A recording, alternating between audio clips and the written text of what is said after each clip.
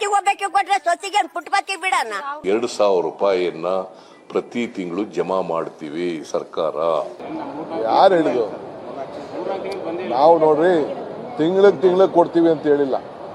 ಗೃಹಲಕ್ಷ್ಮಿ ಯೋಜನೆಯ ಫಲಾನುಭವಿಗಳಾಗಿದ್ದರೆ ಅಥವಾ ನಿಮ್ಮ ಮನೆಯಲ್ಲಿ ಯಾರಾದರೂ ಪ್ರತಿ ತಿಂಗಳು 2,000 ರೂಪಾಯಿ ಹಣ ಪಡಿತಾ ಇದ್ದರೆ ಈ ವಿಡಿಯೋನ ಕೊನೆ ತನಕ ಮಿಸ್ ಮಾಡದೆ ನೋಡಿ.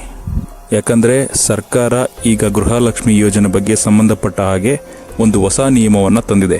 ಅಷ್ಟೇ ಅಲ್ಲ, ಈಗಾಗಲೇ ಸಾವಿರಾರು ಮಹಿಳೆಯರು ಈ ಯೋಜನೆಯಿಂದ ಹೊರಬಿದ್ದಿದ್ದಾರೆ. ಹೌದು, ನೀವು ಕೇಳ್ತಾ ಇರೋದು ನಿಜ.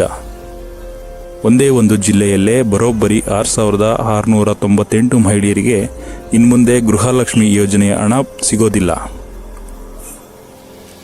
ಯಾವ ಜಿಲ್ಲೆ ಅದು? ಯಾಕಾಗಿ ಇಷ್ಟೊಂದು ಮಹಿಳೆಯರು ಯೋಜನೆಯಿಂದ ಹೊರಗುಳಿದಿದ್ದಾರೆ? ಮತ್ತು ಇನ್ಮುಂದೆ ನೀವೇನಾದರೂ ಪ್ರತಿ ತಿಂಗಳು ತಪ್ಪದೆ 2,000 ರೂಪಾಯಿ ಪಡೆಯಬೇಕು ಅಂದರೆ ಏನು ಮಾಡಬೇಕು ಅನ್ನೋದನ್ನು ಇವತ್ತಿನ ವಿಡಿಯೋದಲ್ಲಿ ನಾನು ಪೂರ್ತಿಯಾಗಿ ವಿವರವಾಗಿ ತಿಳಿಸ್ಕೊಡ್ತೀನಿ.